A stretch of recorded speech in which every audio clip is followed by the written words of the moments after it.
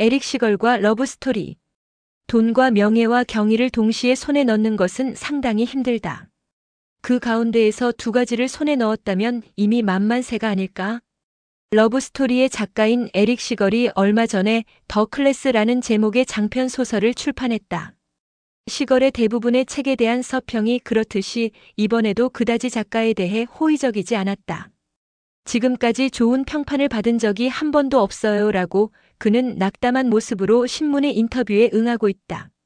책이 베스트셀러에 오르고 텔레비전의 프로듀서들이 그 영화와 판권을 둘러싸고 쟁탈전을 벌이고 있는데도 말이다. 그는 비평에서 두들겨 맞은 것에 대해서 유감입니다라고 말하고 있다. 동업자로서는 안 됐다고는 생각하지만 동시에 후회하지 않는 것도 작가에게 요구되는 능력이라는 생각이 든다. 내 아내는 이 책이 마음에 든다며 만일에 세상에 정의라는 것이 존재한다면 틀림없이 좋은 평을 받을 거예요 라고 말했지만 나는 이 세상에 정의 같은 것은 없어. 만일 내가 운이 좋다면 이 책이 사람들에게 받아들여질 거야 라고 말했죠. 사실 그렇게 되었으니 나는 돈과 명예를 가지고 도망쳐버리겠어요 라고 그는 말한다. 그러나 말은 그렇게 해도 그가 원하고 있는 것은 돈도 인기도 아니다. 시걸이 원하고 있는 것은 경의이다. 나는 자신을 대작가라고는 생각하지 않아요. 그러나 핀트에서 벗어난 비평은 듣기가 거북합니다. 적어도 나는 유능한 작가이기는 하니까 그것만큼은 제대로 인정해 주길 바라는 거예요 라고 그는 말한다. 요컨대 그는 대학 교수로서 받고 있는 경의를 소설가라고 하는 분야에서도 받기를 원하고 있는 것이다. 그러나 돈과 명예와 경의를 동시에 손에 넣는 것은 누가 생각해도 알 수 있는 것처럼 상당히 힘드는 것이다. 그 가운데에서 두 가지를 손에 넣었다면 그것으로 이미 만만세가 아니냐고 나 같은 사람은 생각하지만 에릭 시걸은 그렇게 생각하지 않는 것 같다. 항상 존경받는 데 익숙해져 있던 사람들에게는 경의를 표하지 않는 데 대해서 신경질을 내는 경향이 있다. 그것과는 별도로 러브스토리가 출판되었을 때의 소동을 에릭 시걸은 아직도 똑똑히 기억하고 있다. 내가 투데이 쇼의 인터뷰에 출연하자 바바라 월터스는 흥분한 것 같았어요. 그녀는 인터뷰는 하지 않고 카메라를 향해서 이렇게 말했어요. 이 젊은이가 굉장한 소설을 썼습니다. 여러분, 지금 당장 서점으로 달려가서 사보세요 하고 말이죠. 그날 12시까지 러브스토리는 미국 전역에서 한 권도 남김없이 다 팔려버렸어요. 한 번이라도 좋으니까 그런 경험을 해보고 싶다. 서핑을 하는데 따른 마음의 짐. 서핑을 순수한 의미에서의 정직함을 사람들에게 요구하며 그것에 의해서 인간은 자신의 존재를 응시하게 된다. 지금은 상당히 상황이 호전되었지만 내가 대학을 나온 1960년대에는 서퍼 같은 친구들은 모두 무례한이라고 여겨졌었다라고 얘기한 사람은 하와이 대학에서 해양학을 연구하고 있는 리처드 그리그 박사다. 그리그 박사는 한때 와이메아 베이의 톱 서퍼였고 48빈 지금도 가장 우수한 서퍼 중 한 사람으로 널리 알려져 있다. 그 무렵은 정말 형편없었다. 어쨌든 내가 서핑을 하고 있다는 이유만으로 아무도 나의 연구를 인정해 주려고 하지 않았다. 남보다 2배의 노력을 해서 무엇인가를 발견해도 저 녀석은 운이 좋았을 뿐이라는 말만 들었다. 제대로 대접을 받게 될 때까지는 오랜 세월이 걸렸다. 공화당 의원인 프레드 해밍스 주니어는 서핑을 했다는 이유만으로 정치 활동을 하는 데 있어 상당한 핸디캡을 짊어지고 있었다. 아무도 서핑을 하는 국회의원을 신용하지 않았기 때문이다. 부모들도 자식에게 서핑을 시키지 않으려고 한다. 서퍼는 야구나 미식 축구와는 달라서 추천받아 대학에 입학할 수 없기 때문이다. 그래도 스포츠로서의 서핑은 1960년대에 비하면 지위가 굉장히 향상된 편이다. 1960년대에 비하면 서퍼도 드롭아웃적인 색채는 희미해지고 마약이나 여자에 얽혀 난장판을 벌이지도 않는다. 서핑도 겨우 2급 시민적이기는 하지만 스포츠로서의 시민권을 획득하기에 이르렀다. 서핑의 뛰어난 점은 그것이 개인적인 스포츠라는 것이다. 서핑은 순수한 의미에서의 정직함을 사람들에게 요구하며 그것에 의해서 인간은 자신의 존재를 응시하게 된다. 파도 앞에 나서면 인간은 갖가지 공포와 직면한다. 그리고 그것을 극복하는 법을 배운다. 그것은 일종의 자기 정신 치료라고 할 수 있다라고 어느 서핑 잡지의 편집자가 말했다. 자기 정신적 치료라고 하는 게 약간의 과장일지도 모르지만 금년 가을 태풍이 오기 전날의 고코누마 해안의 파도는 정말로 대단한 것이었다. 재미있는 도쿄 디즈니랜드. 도쿄 디즈니랜드에 갈 때는 아무것도 모르는 상태로 가자. 그런 사람은 덕을 볼 것이다. 무지는 최고의 사치이기 때문이다. 내가 초등학교 학생 때 텔레비전에서 매주 디즈니랜드라고 하는 1시간짜리 프로그램을 방영했었는데 나는 그걸 자주 보았다. 미국의 디즈니랜드가 1955년에 생겼으니까 그 얼마 뒤의 일로 말하자면 동시대적으로 텔레비전 화면을 통해서 디즈니랜드의 존재를 우리 일본의 어린이들에게도 알려주었던 것이다. 그러나 알려주었다고 해서 곧장 달려갈 수도 없었고 그로부터 약 사반세기의 세월이 흘러나는 34이 되었다. 그리고 지금 1983년 4월 지바현 우라야스의 매립지의 버젓이 도쿄 디즈니랜드가 완성된 것이다. 기쁘냐고 물어보면 일단은 기쁘다. 나는 지금 지바현에 살고 있으니까 근처에 유락시설이 들어선 것은 무척이나 고마운 일이다. 그러나 시기적으로 너무 늦지 않았나 하는 생각도 들지 않는 것은 아니다. 1950년대적 월트 디즈니적 로봇 아톰적 휴머니즘을 새삼스럽게 지금 들고 나오다니 이쪽으로서는 약간 난처하다. 그러나 역시 가보고 싶고 가서 구경해보고 싶다. 그래서인지 마음이 조금 복잡하다. 이것은 역시 재미있다. 그러나 3월 18일에 이 도쿄 디즈니랜드 프리뷰에 참가한 사람들 중에서 이런 식으로 꽤 까다롭게 생각하고 있던 사람은 나 정도였다. 함께 돌아다닌 안자이 미즈마루 씨라든가 마스야마 다케시 씨라든가 넘버 편집주의 NC 같은 사람은 모두 미국에서 이미 디즈니랜드에 가본 적이 있는 탓인지 모든 면에서 정말로 익숙했다. 미즈마루 씨는 로스앤젤레스 쪽도 플로리다 쪽도 몇 번씩 구경을 갔었다고 한다. 정말로 재미가 있을까요? 하고 내가 의심스러운 듯이 입구에서 물어보자 미즈마루 씨는 괜찮습니다. 재미있어요. 하고 장담했다. 그런데 5시간에 걸쳐서 실제로 돌아다녀 본 결론부터 말하면 역시 재미있었다. 아직 디즈니랜드에 가보지 못한 사람들로부터 정말로 디즈니랜드라는 곳이 그렇게 재미있습니까? 하고 미심쩍어 하는 질문을 받게 되면 나도 미즈마루 씨처럼 괜찮습니다. 재미있어요. 하고 대답하게 될 것 같다. 디즈니랜드 안에 어떤 장치가 있고 어떤 것이 준비되어 있느냐는 것에 대해서는 여기서 구태여 언급하지 않겠다. 그러한 것들은 다른 잡지나 텔레비전에서 충분히 소개할 것으로 믿으며 게다가 나는 여러분들이 그와 같은 예비 지식 없이 나처럼 완전한 백지 상태에서 가길 바라기 때문이다. 그러한 사람들은 틀림없이 덕을 볼 것이다. 무지라는 것은 현대에 있어서 최고의 사치인 것이다.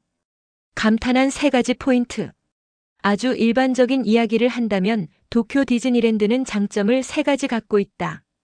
우선 넓고 청결하며 둘째로 순수하게 꾸며져 있고 셋째로 지겨울 정도로 많은 구경거리가 있다. 이 3가지는 지금까지 일본의 유원지에는 없었던 특징이다. 넓이는 참으로 대단해서 대충 한번 둘러보는데도 하루가 걸린다. 청결함에 대해서도 광적일 정도로 철저해서 디즈니랜드 구석구석에 청소부가 배치되어 있는데 어떤 쓰레기라도 15분 이내에 회수되어 버린다. 내가 떨어뜨린 팝콘도 10초 내에 회수되어 버렸다. 아무튼 굉장하다.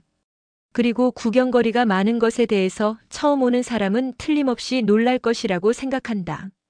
다른 일본 유원지의 놀이기구의 감각으로 가면 이제 이쯤에서 끝이겠지 하는 대목에서 점점 더 재미있어지는 것이다.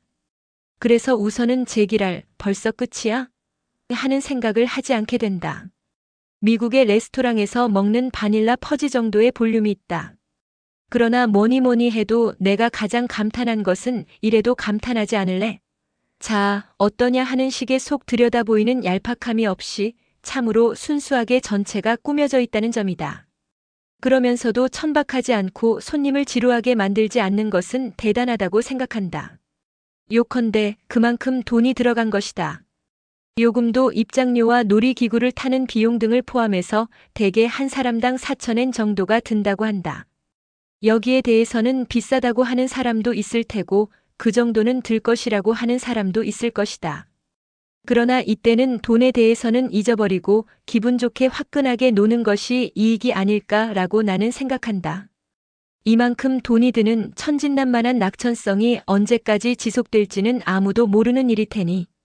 제오장 신나게 살고 싶은 욕망의 여울. 코끼리 공장의 해피엔드. 짧은 글 속에 숨어있는 하루키의 작품의 비밀의 문을 여는 열쇠. 오래 마음속에 간직했던 욕심 많은 꿈도 솔직하게 털어놓는다. 나는 쌍둥이 자매와 데이트해보는 게 오랜 꿈이었다. 난생 처음 스테레오를 선물 받던 날. 1960년 12월 우리는 무척이나 심플하고 무척이나 행복하고 무척이나 중산계급적이었다. 그리고 빈 크로스비는 몇 번씩이나 화이트 크리스마스를 노래했다.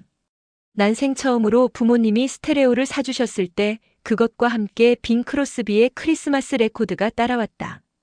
그렇다면 그때는 크리스마스 계절이었을 것이다. 그도 그럴 것이 여름에 스테레오를 샀는데 빈 크로스비의 크리스마스 캐럴 레코드를 끼워줬을 리는 없을 테니까 말이다. 레코드에는 화이트 크리스마스와 징글벨과 아베 마리아와 고요한 밤 네 곡이 수록되어 있었다. 아무튼 벌써 20여 년 전의 이야기니까 크리스마스 캐럴 같은 것도 네 곡만 있으면 충분했다. 그것도 빈 크로스비의 노래니 더 이상 바랄 것이 없었다. 1960년 12월 우리는 무척이나 심플하고 무척이나 행복하고 무척이나 중산계급적이었다. 그리고 빈 크로스비는 몇 번씩이나 몇 번씩이나 몇 번씩이나 몇 번씩이나 몇 번씩이나 몇 번씩이나 몇 번씩이나 화이트 크리스마스를 노래했다. 커피가 있는 풍경. 내 앞에는 사춘기 특유의 반짝반짝 빛나는 거울이 있었고 거기에는 커피를 마시는 내 모습이 똑똑히 비춰지고 있었다. 그리고 내 등 뒤에는 사각형으로 도려내어진 조그만 풍경이 있었다. 그날 오후에는 윈턴 켈리의 피아노가 흐르고 있었다. 웨이트리스가 흰색 커피잔을 내 앞에 갖다 놓았다. 두텁고 무거운 잔이어서 테이블에 놓을 때 둔탁한 기분 좋은 소리가 났다. 그 소리는 마치 풀의 물밑 바닥에 떨어진 작은 돌멩이의 소리처럼 오랫동안 내 귓가를 맴돌았다. 나는 그때 16살이었고 밖에는 비가 내리고 있었다. 그곳은 항구 도시였고 언제나 남쪽에서 불어오는 바람에서는 바다 냄새가 났다. 하루에 몇 번씩인가 유람선이 항구를 돌고 나는 몇 번씩이나 그것을 타고 대양 여객선이나 독의 풍경을 물리지도 않고 바라보곤 했다. 비 오는 날에도 우리는 흠뻑 젖어 갑판 위에 서 있었다. 항구 근처에는 스탠드바의 좌석 외에는 테이블이 한 개밖에 없는 조그만 커피숍이었는데 그곳의 천장에 달려있는 스피커로부터는 재즈가 흘러나오고 있었다. 눈을 감으면 캄캄한 방에 갇힌 조그만 어린애 같은 기분이 들었다. 거기에는 언제나 커피잔에 친밀한 온기가 있었고 소녀들의 상냥한 향기가 있었다. 지금에 와서 생각해보면 내가 정말로 마음에 들어했던 것은 커피의 맛 그 자체보다는 커피가 있는 풍경이었는지도 모르겠다. 내 앞에는 사춘기 그 특유한 반짝반짝 빛나는 거울이 있었고 거기에는 커피를 마시는 내 모습이 똑똑히 비춰지고 있었다. 그리고 내 등 뒤에는 사각형으로 도려내어진 조그만 풍경이 있었다. 커피는 어둠처럼 검고 재즈의 울림처럼 따스했다. 내가 그 조그만 세 개를 모두 마셔버렸을 때 풍경이 나를 축복했다. 그것은 또한 작은 거리에서 소년이 어른이 되어가기 위한 은밀한 기념 사진이기도 했다. 자, 커피잔을 가볍게 오른손에 들고 턱을 당기고 자연스럽게 웃으면서 줬습니다. 찰칵. 때로는 인생은 한 잔의 커피가 가져다주는 따스함의 문제라고 리처드 브로디건이 어딘가에 썼었다. 커피에 대해 쓴 문장 가운데서 나는 이 글이 제일 마음에 든다. 존 업더이크 책을 한 권 들고 상경하던 날.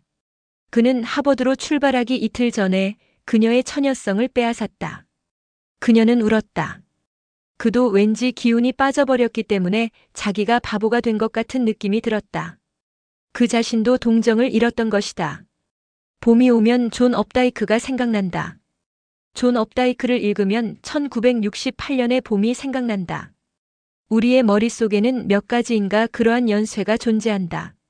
아주 사소한 일이기는 하지만 우리의 인생이나 세계관은 그러한 아주 사소한 일로 뒷받침되어 있는 것이 아닐까 하는 느낌이 든다. 내가 대학에 들어가기 위해서 도쿄로 올라온 것은 1968년 봄이었다. 커다란 짐을 들고 다니는 것이 싫어서 필요한 것은 먼저 보내고 코트 주머니에 담배와 라이터와 존 업다이크의 뮤직 스쿨만을 쑤셔넣고 집을 나섰다. 벤텀 출판사인가 델 출판사인가의 페이퍼백으로 표지는 고풍스럽고 세련되어 좋았다. 여자친구와 식사를 하고 헤어진 뒤에 신칸센에 올라탔다. 업다이크 책 한 권을 주머니에 쑤셔넣고 도쿄에 올라온다고 하는 것은 지금 와서 생각하면 가짜는 일이지만 그것은 그 나름대로 괜찮았다. 해가 지기 전에 도쿄에 도착해서 메지로에 있는 새 집에 가보니까 도착해 있어야 할 짐이 어찌된 일인지 아직 도착하지 않았다. 갈아입을 옷도 없었으며 세면 도구도 재떨이도 이불도 그리고 커피잔도 주전자도 없었다. 이렇게 되면 비참하다. 뭔가 하려면 반드시 어딘가에서 사고가 난다. 방 안은 텅 비어 있었다. 서랍이 한 개밖에 없는 엄청나게 심플한 책상과 엄청나게 심플한 철제 침대가 있을 뿐이었다. 침대 위에는 보기만 해도 마음이 우울해질 것 같은 매트리스가 얹혀 있었다. 앉아보니까 일주일 전에 산 프랑스 빵처럼 딱딱했다. 잔뜩 흐려있는 조용한 봄날의 저녁 무렵이었다. 창문을 여니까 멀리서 라디오 소리가 들려왔다. 아이언 버터플라이에 이나 가다 다 비다가 걸려 있었다. 14년이나 전의 일인데도 자질구레한 것들만 또렷이 기억난다. 당장은 할 일이 아무것도 없고 아무것도 하고 싶지 않았다. 할 수 없이 근처의 가게에서 코카콜라와 비스킷을 사가지고 와서 딱딱한 매트리스 위에서 뒹굴며 존 업다이크의 소설을 계속 읽었다. 조금씩 해가 기울어 방 안이 어두워졌기 때문에 나는 형광등을 켰다. 형광등 중 하나는 타각타각 하는 소리를 냈다. 8시 30분에 업다이크를 다 읽었을 때 코카콜라 병 밑바닥에는 5cm가량 담배꽁초가 쌓여 있었다. 나는 책을 베갯머리에 내려놓고 1시간씩이나 천장을 바라보았다. 나는 이 거대한 도시에 이불도 없고 면도기도 없고 전화를 걸 만한 상대도 없고 외출할 만한 곳도 없이 혼자서 내동댕이 쳐져 있었다. 하지만 그다지 기분이 나쁘지는 않았다. 만일 책을 읽는데 가장 적합한 장소는 어디냐고 묻는다면 나는 1968년 4월에 그 횡댕그렁한 방의 딱딱한 매트리스 위라고 대답할 수밖에 없었다. 책의 한 줄 한 줄이 마음에 차분히 스며드는 곳, 그곳이 곧 나에게 있어서는 서재인 것이다. 임지의 라운지 체어나 모빌리아의 라이트나 AR의 스피커에서 조용히 흘러나오는 텔레만도 나쁘지 않다고 생각이 든다. 그러나 그것은 그것이다. 존 업다이크를 읽기 위해서는 존 업다이크를 읽기 위한, 치버를 읽기 위해서는 치버를 읽기 위한 최고의 장소가 반드시 어딘가에 있을 것이라는 생각이 든다. 그는 하버드로 출발하기 이틀 전에 그녀의 처녀성을 빼앗았다. 그녀는 울었다. 그도 왠지 기운이 빠져버렸기 때문에 자기가 바보가 된 것 같은 느낌이 들었다. 그 자신도 동정을 잃었던 것이다. 오스는 제정신이었다. 제정신이었기 때문에 자신이 배워야 할 것이 많다는 사실을 알고 있었으며 일정한 한도 내의 일이라면 기꺼이 배우겠다고 생각했다. 하버드 대학은 이러한 청년을 수천 명씩 가공 처리하여 눈에 보이는 손상은 거의 입히지 않고 세상으로 다시 내보내고 있다. 존 업다이크 같은 방의 크리스트교 신자들 뮤직스쿨. 우리는 신나게 즐길 수 있다. 1964년의 선더버드 아가씨는 대체 지금쯤 무엇을 하고 있을까? 도서관에 간다고 아버지한테 말하고 차를 빌려 타고 그대로 안녕. 그녀는 그럴 생각으로 햄버거 가게 앞을 마구 달린다. 라디오에 볼륨을 올리고 전속력으로 질주 마음껏 즐긴다. 아버지한테 선더버드를 압수당할 때까지는. 이것은 비치보이스의 1964년도 히트송 펀펀펀의 기사다. 나는 비치보이스의 수많은 히트송 가운데서도 이 곡을 제일 좋아한다. 리듬도 멜로디도 듣고 있으면 행복해지고 또 가사가 기가 막히게 좋다. 가사를 듣고 있기만 해도 눈앞에 그 모습이 떠오른다. 1964년형 빨간색 유선형의 선더버드에 탄 포니테일의 아가씨. 도서관에 간다고 거짓말을 하고 아버지의 차를 빌려가지고 득이만면에서 친구들에게 자랑하러 나간다. 여자아이들은 모두 망연히 그녀를 바라본다. 남자아이들은 바로 차에 올라타고 카체이스를 시작한다. 하지만 모두들 선더버드를 상대할 수는 없다. 그런데 그러는 사이에 그녀는 아버지에게 들켜서 차를 압수당한다. 그래서 그녀는 크게 낙담한다. 하지만 나에게 있어서는 그쪽이 행복하다. 그러니까 이제 즐거움은 끝났다고. 너는 생각하고 있지만 나와 함께 가자. 선더버드가 없어도 우리는 틀림없이 신나게 즐길 수 있을 테니까. 라는 것이다. 1964년의 선더버드 아가씨는 지금은 이미 30대 중반을 넘어섰을 것이다. 그녀는 대체 지금쯤 무엇을 하고 있을까? 제인 폰다가 경영하는 워크아웃 헬스센터에 다니고 있을지도 모른다. E.T에 나오는 것 같은 신흥주택지에 살면서 베리 매닐로우의 노래라도 듣고 있을지도 모른다. 나는 지금도 이따금 그녀와 그 빨간색 선더버드를 생각한다. 꿈처럼 몸에 익숙한 만년필. 꿈처럼 몸에 익숙한 만년필이 3개월 만에 완성되었다. 그러나 그걸로 꿈 같은 문장을 쓸 수 있다는 이야기는 아니다. 만년필 가게는 대로에서 2골목쯤 떨어진 옛날의 상점가 한가운데쯤 있었다. 가게의 넓이는 유리문 2개 정도로 간판이 걸려있는 것도 아니고 단지 문패 옆에 만년필 가게라고 조그맣게 씌어져 있을 뿐이었다. 형편없이 엉성하게 만든 유리문은 열리고 나서 제대로 닫히기까지 1시간은 좋게 걸릴 것 같은 변변치 못한 것이었다. 물론 소개장이 없으면 안 된다. 시간도 걸리고 돈도 많이 든다. 하지만 말이야, 꿈처럼 마음에 쏙 드는 만년필을 만들어주거든 하고 친구는 말했다. 그렇기 때문에 나는 찾아왔다. 주인은 60살쯤 되어 보였는데 숲속에 사는 거대한 새 같은 풍모였다. 손을 내놓아 보게 하고 그 새가 말했다. 그는 나의 손가락 하나하나의 길이와 굵기를 재고 피부의 기름기를 확인하고 바늘 끝으로 손톱이 딱딱한 정도를 조사했다. 그러고 나서 내 손에 남아있는 여러 가지 상처 자국을 노트에 메모했다. 그렇게 살펴보면 손에는 갖가지 상처 자국이 나 있는 법이다. 옷을 벗게나 하고 그는 간략하게 말했다. 나는 무엇 때문인지 잘 알지도 못한 채 셔츠를 벗었다. 바지를 벗으려고 하니까 주인이 황급히 제지하며 위만 벗으면 된다고 했다. 그는 나의 등 쪽으로 돌아가 등골을 위에서부터 차례로 손가락으로 눌러내려갔다. 인간은 말일세 등골 하나하나로 사물을 생각하고 글자를 쓰지. 그렇기 때문에 나는 그 사람의 등골에 맞춰 만년필을 만든다네 하고 그는 말했다. 그리고 그는 나의 나이를 묻고 생일을 묻고 월 수입을 물었다. 그리고 마지막으로 이 만년필로 도대체 무엇을 쓸 생각이냐고 물었다. 3개월 후 만년필은 완성되었다. 꿈처럼 몸에 익숙한 만년필이었다. 그러나 물론 그것으로 꿈 같은 문장을 쓸 수 있다는 이야기는 아니다. 꿈처럼 몸에 익숙한 문장을 파는 가게에서 바지를 벗어보았자 내게는 아무런 소용이 없을지도 모른다. 스파게티 공장의 비밀. 스파게티 공장이라는 말에는 별로 큰 의미가 없다. 더운 물의 온도를 조절하거나 소금을 뿌리거나 타이머를 세트하는 정도의 의미다. 그들은 나의 서재를 스파게티 공장이라고 부른다. 그들이란 양 사나이와 쌍둥이 아가씨를 말한다. 스파게티 공장이라는 말에는 별로 큰 의미가 없다.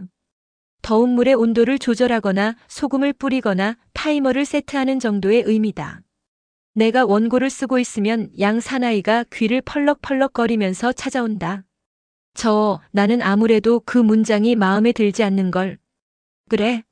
하고 나는 말한다. 왠지 모르게 건방지고 공감이 안 가.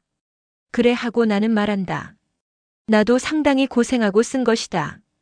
소금이 조금 많이 들어갔어요. 하고 쌍둥이 아가씨 중 208쪽이 말한다. 다시 만들어요 하고 209쪽이 말한다. 나도 도와줄게 하고 양 사나이가 말한다. 아니, 괜찮다. 양 사나이가 도와주면 모든 것이 다 엉망진창이 되어버리는 것이다. 너는 맥주를 좀 가져다 줘 하고 나는 208에게 말한다. 그리고 209에게는 이렇게 말한다. 너는 연필을 세자로 깎도록 하고 209가 과일 칼로 연필을 싹싹 깎는 동안에 나는 맥주를 마신다. 양 사나이는 말린 잠두콩을 씹고 있다. 뾰족한 연필이 세자로 준비된 뒤에 나는 딱 하고 손뼉을 쳐서 그들 3명을 모두 서재에서 쫓아낸다. 일을 해야지, 일을. 내가 원고를 쓰고 있는 동안 그들은 뜰에서 손을 잡고 노래를 부른다. 이런 노래다. 우리의 고향은 아르덴테. 너무 빠르지도 않고 너무 느리지도 않고. 그 이름도 듀럼 세몰리나. 눈부시게 빛나는 황금밀. 봄 햇살이 그들 위로 쏟아지고 있다. 뭐라고 할까, 참으로 멋진 풍경이다. My name is 아처.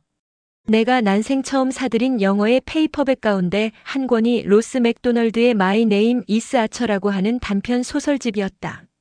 아주 오래전의 일이다. 로스 맥도널드가 죽었다. 로스 맥도널드가 죽어버림으로써 하나의 흐름이 끝났구나 라고 나는 생각했다. 그렇게 사람들에게 인식되어지면서 죽어간다는 것은 작가에게 있어서 하나의 훈장일지도 모른다. 혹은 그 반대일지도 모른다. 솔직히 말해서 만년의 로스 맥도널드의 작품은 일본에서는 그다지 높이 평가를 받지 못했다. 지중해의 사나이로 가장 크게 인정을 받았지만 그 이후에 몇 권인가에 대해서는 이런 모두가 비슷비슷하잖아 하는 의견이 분분했다. 배경은 언제나 끈끈하고 화려함이 없으며 대개는 오이디푸스 콤플렉스와 관계가 있는 이야기로 류 아처 탐정은 나이를 먹어가면서 영감스러워지고 화려한 액션도 없고 유머의 질도 챈들러 같은 사람에 비해서 빈약한 느낌이 든다. 그런 이유로 독자들은 로스 맥도널드보다 좀 더 젊고 싱싱한 네오 하드보일드 쪽으로 눈을 돌렸다. 그리고 레이몬드 챈들러라고 하는 선배 작가가 너무나도 컸기 때문이기도 하다. 나는 로스 맥도널드의 류 아처 시리즈는 전부 다 좋아한다. 로스 맥도널드 소설의 아름다운 점은 그 부끄러움을 타는 듯한 수줍음과 진지함 속에 있다. 물론 결점도 그 속에 있다.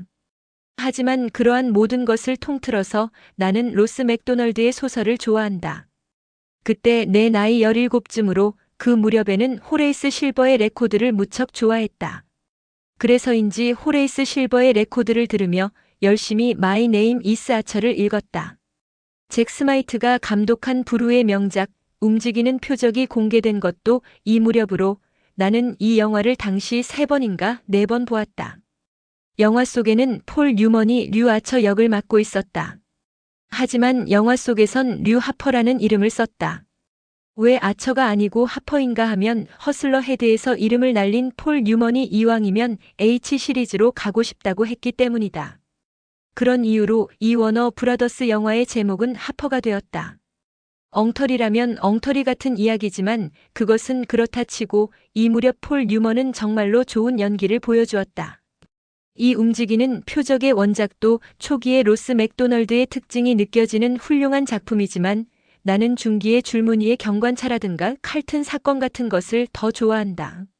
어느 페이지를 펼쳐보아도 인간이 살아가는 데서 빚어지는 안쓰러움을 억제된 필치로 잘 그려낸 걸 엿볼 수 있다. 등장인물은 모두 검은 모자를 쓴 것 같은 느낌이고 각자가 불행으로의 길을 계속 걷고 있다. 아무도 행복해지지 않는다. 하지만 그래도 사람들은 계속 걸어가며 그렇게 하지 않으면 안 되는 거라고 로스 맥도널드는 계속 외쳐대고 있는 것처럼 보인다. 모두들 캘리포니아에는 사계절의 변화가 없다고 말하지만 그렇지 않다. 부주의한 인간만이 그 변화를 깨닫지 못할 뿐이다라고 어떤 소설 속에서 그는 쓰고 있다. 나는 로스 맥도널드의 죽음을 진심으로 애도한다.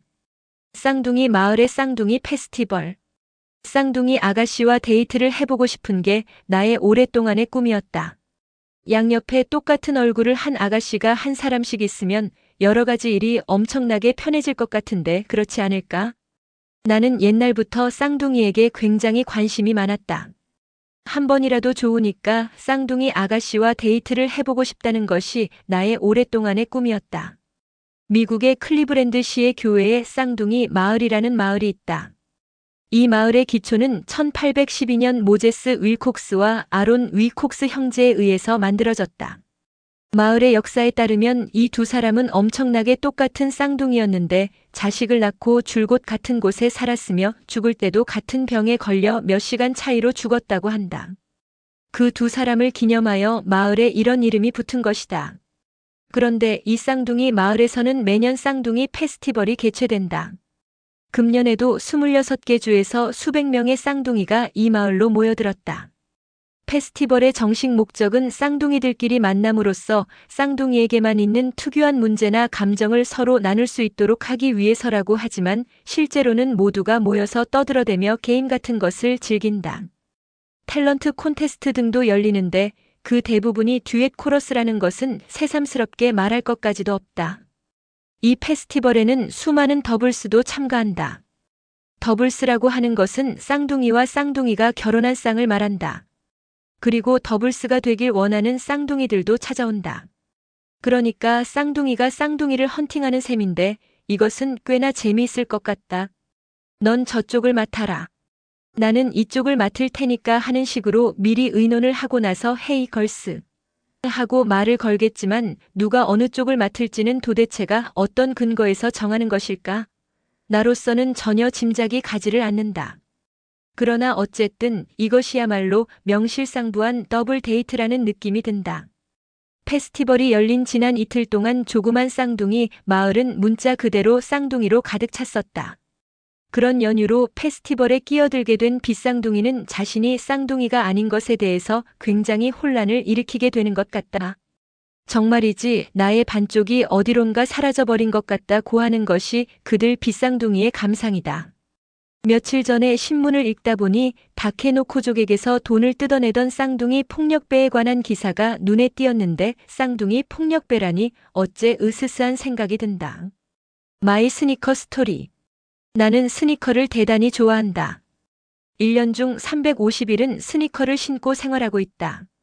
스니커를 신고 거리를 걷다 보면 나이를 먹는 것 따위는 조금도 두렵지 않을 것 같은 느낌이 든다. 스니커라는 명칭은 정확하지 않다. 스니커는 비열한 사람을 말한다. 사실은 스니커즈다. 하지만 그런 것은 아무래도 괜찮다. 스니크는 살금살금 걷는다는 뜻이다. 분명 스니커를 신으면 살금살금 걸을 수가 있다. 틀림없이 처음으로 스니커를 발명한 사람은 친구나 가족에게 수없이 싫은 소리를 들었을 것이다. 뭐야 자넨가? 뒤에서 살금살금 걸어오니까 깜짝 놀랐잖아라든지 당신 앞으로 그 새 신발 좀 신고 다니지 마세요. 깜짝 놀라서 접시를 3개나 깨먹었어요 라고 말이다. 하지만 스니커를 발명한 이는 여간 재미있는 사람이 아니었을 것이라고 생각된다. 여러 가지로 장난을 쳤을지도 모른다. 그러한 광경을 상상해보면 상당히 재미있다. 자세히 조사해보니까 스니커는 1872년에 보스턴에 사는 제임스 피 브래들리라고 하는 마구상 주인에 의해서 발명되었다고 한다. 브래들리 씨의 사람 됨됨이에 대해서는 자세한 기록이 없는 것 같다. 부인이 접시를 깨트리거나 친구에게 핀잔을 받았다고 하는 기록도 없다. 에디슨이나 라이트 형제에 대한 전기는 상세하게 남아있는데 스니커를 발명한 사람이 이렇게 낮게 평가를 받고 있는 것은 불공평하다고 나는 생각한다. 그건 그렇다 치고 이 브래들리 씨는 상당히 특이한 인물이었던 것 같다. 그는 처음에 고무 말발굽을 발명해서 시 당국에 13달러의 벌금을 물었다. 고무 말발굽을 붙인 말이 살금살금 거리를 지나가다가 앞서가는 노부인의 목덜미를 낼름 핥았기 때문이다. 노부인은 졸도하고 브래들리 씨는 경찰에 연행되어 가서 벌금형을 받고 고무 말발굽은 폐기되었다. 그러나 브래들리 씨는 단념하지 않고 고무 말발굽의 연구를 계속했고 그것은 드디어 실험적으로 인디언 토벌군에게 채용되게 되었다. 1868년의 일이다. 소리를 내지 않고 기병대가 인디언의 배후로 잠입해 들어가기 위한 것이었으나 그 성과는 그다지 바람직하지 않았던 것 같다. 보스턴의 노부인과 수족의 전사는 역시 사정이 달랐던 것이다. 그리고 1872년에 브래들리 씨는 말발굽에 고무 밑창을 댈 수 있다면 인간의 신발 밑바닥에 고무를 갖다 대도 괜찮지 않겠는가? 하는 코페르니쿠스적, 오카모토 다루적 전환을 이룩했다. 그리고 거기에 브래들리식 고무 밑창 신발이 탄생한 것이다. 브래들리식 고무 밑창 신발은 어느 사이엔가 스니커즈라고 불리게 되었다. 이러한 아기의 찬 이름이 붙여진 것을 보면 보수적이고 온건한 보스턴의 시민들은 브래들리 씨와 그 발명품에 대해서 상당히 짜증스러워했던 모양이다. 그런데 세월은 흘러 1982년이 되었다. 나는 스니커를 대단히 좋아한다. 1년 중 350일은 스니커를 신고 생활하고 있다.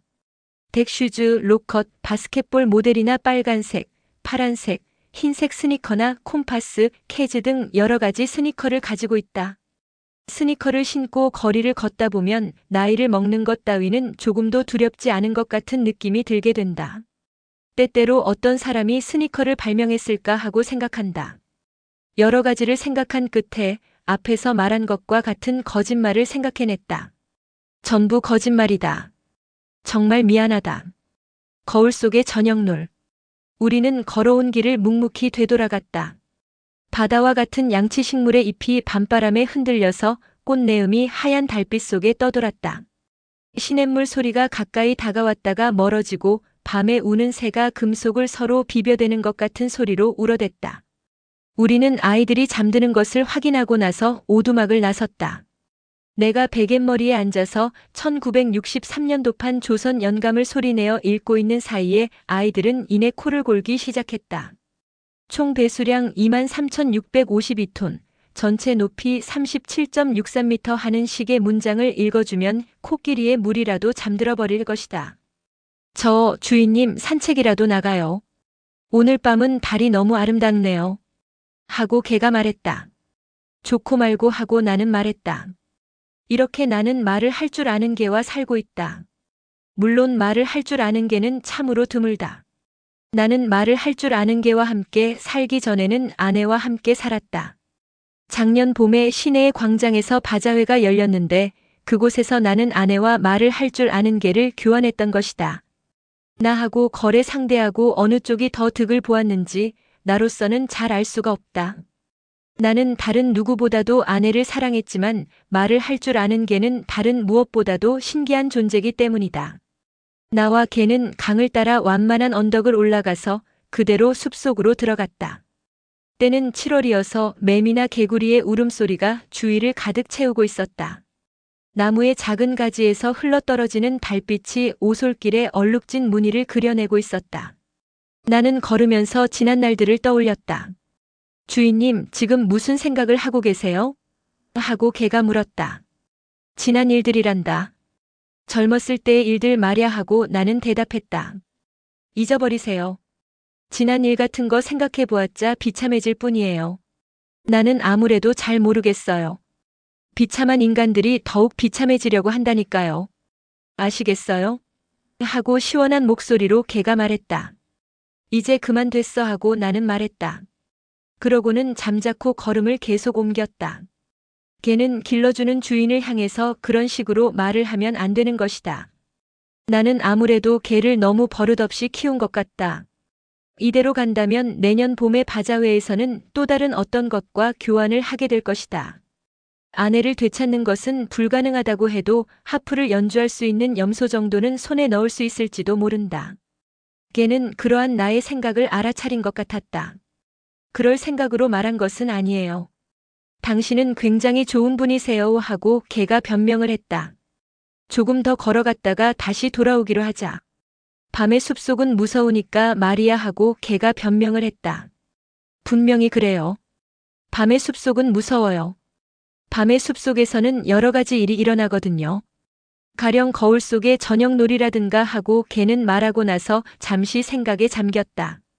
거울 속의 저녁놀이라니?